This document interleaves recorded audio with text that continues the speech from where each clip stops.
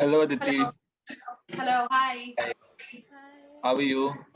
I'm good. How are you?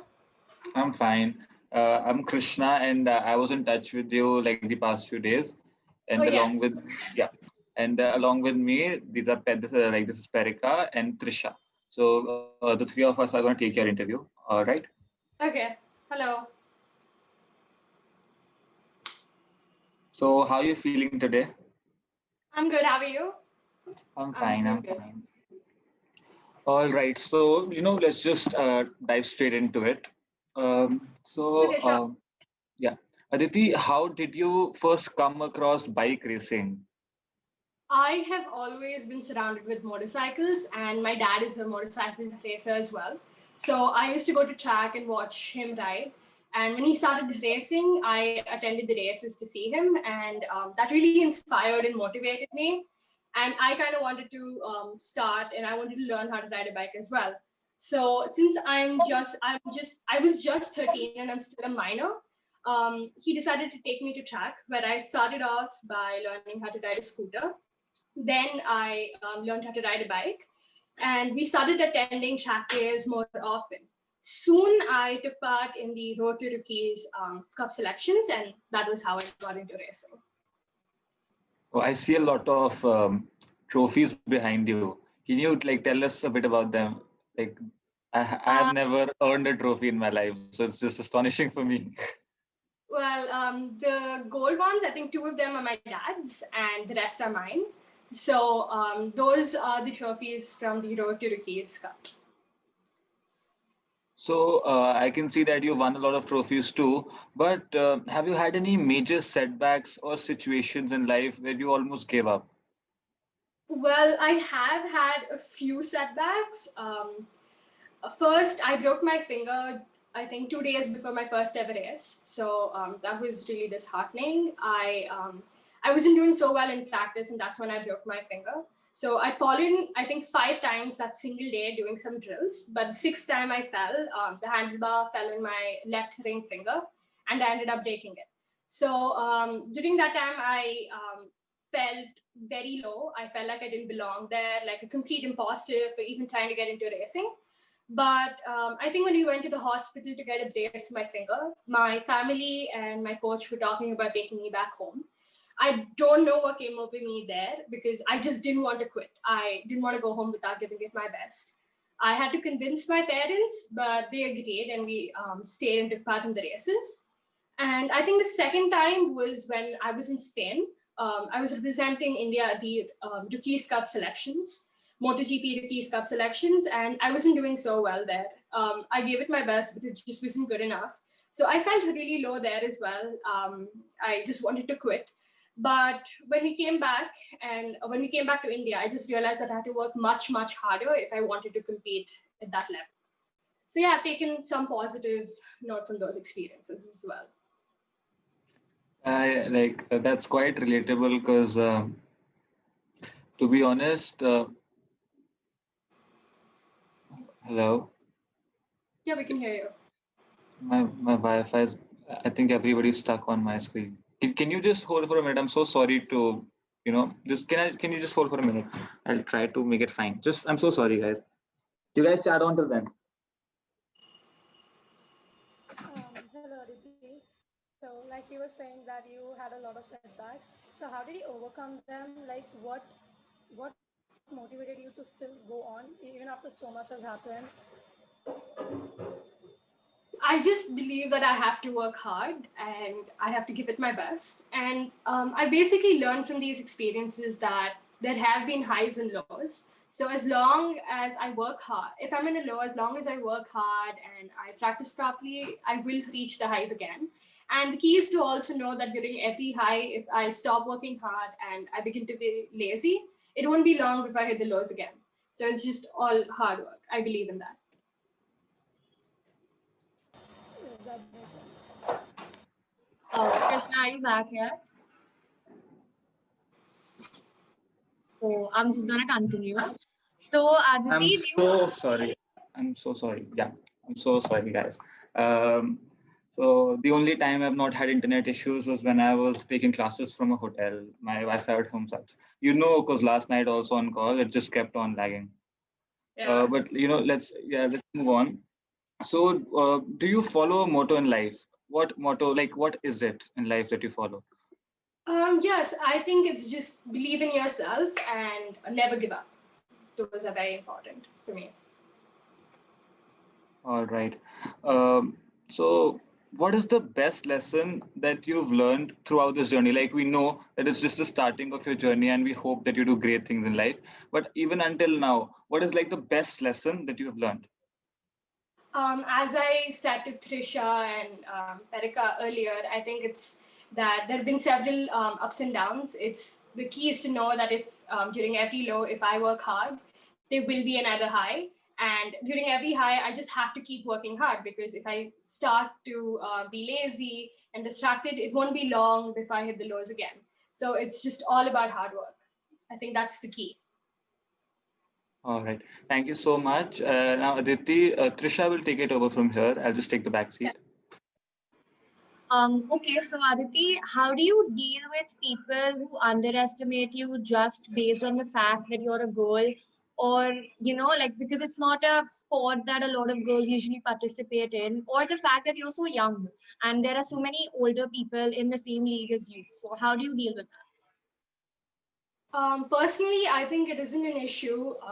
It isn't much of an issue when other people underestimate you or don't believe in yourself or don't believe in me, as long as I believe in myself, because that's all that matters. I should believe in myself. And it's kind of fun proving other people wrong. It's just like a source of energy and a driving force that's like, okay, you know what? I want to prove that person wrong. Okay, let's go do it. So it's a lot of fun. But the truth is, if I start believing in myself and I underestimate myself, I think that's when the problem arises. And that is when it's critical. But otherwise, when other people underestimate me, I really don't care that much. It's just fun proving them wrong. So yeah, it's just fun doing it. It's so like refreshing to see how strong-willed you are. Um, Also, I wanted to ask, who has been your biggest cheerleader like throughout this entire journey of yours? Someone who supported you constantly, and like, how have they always supported you? It's been many people. Actually, it's my family, my parents, my grandmothers. Apex Racing Academy, they have sponsored me an entire bike, my suits, everything. And as well as my friends, my two very, very close friends, Kanika and Gorika. They've always been a call away and they're very supportive. And before every race, they call me, they kind of motivate me and everything.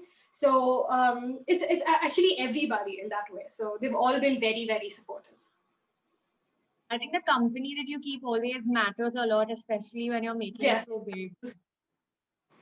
Yeah. So do you have like a message for anyone who's watching this and probably like is aspiring to become like you or starting their own in their field like this or something like that? I know it sounds cliche, but it's probably going to be believe in yourself and just lie to yourself saying that you can do it, even if it isn't practical, and it is going to happen. So, yeah. So thanks for that. Perika is going to continue the rest of it. Hey, Aditi. Hello. Okay.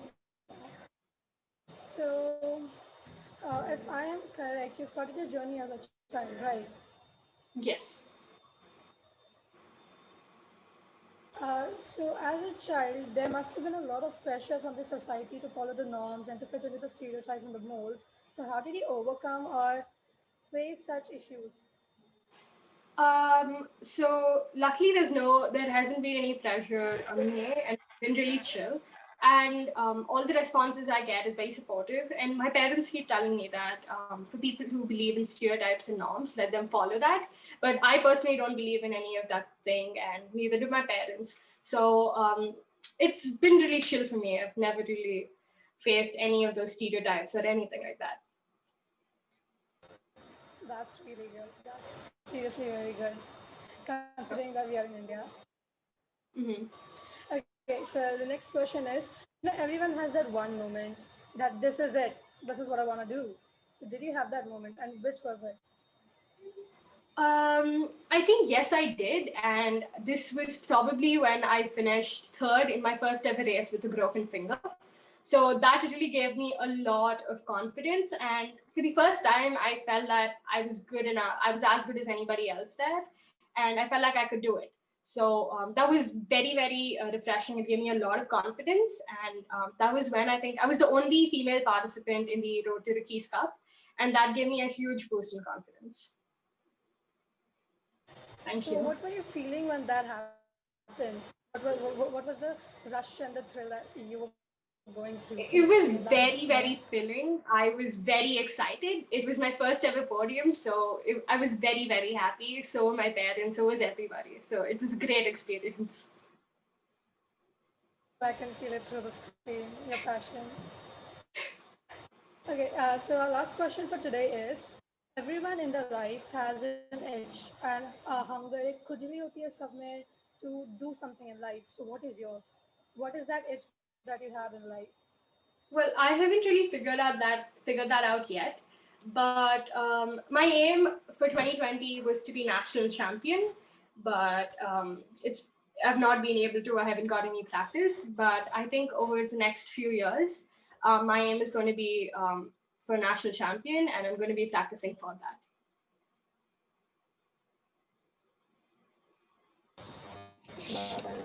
Aditi, I just personally wanted to know, like, I think Perica is also lagging. Yep. Yeah.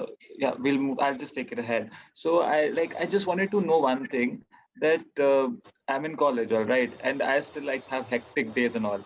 But you're managing so much. So can we know what a typical work day of yours is like? Okay, so this year I have online school, online tuitions, on all of that, and I haven't really been practicing because we're being extra cautious with the entire situation. So this year it's nothing much. I just wake up, go for online school, then attend tuitions, and then work on my fitness to get ready for the next season. But last year it was pretty hectic and pretty busy. I used to spend the weekdays used to be school, and sometimes I used to miss school and go to Coimbatore or Chennai for practice. So my parents hired a personal tutor who'd come home whenever I was free to teach me. The weekends used to go in training in Bangalore somewhere, or we would go to another city like Coimbatore or Chennai.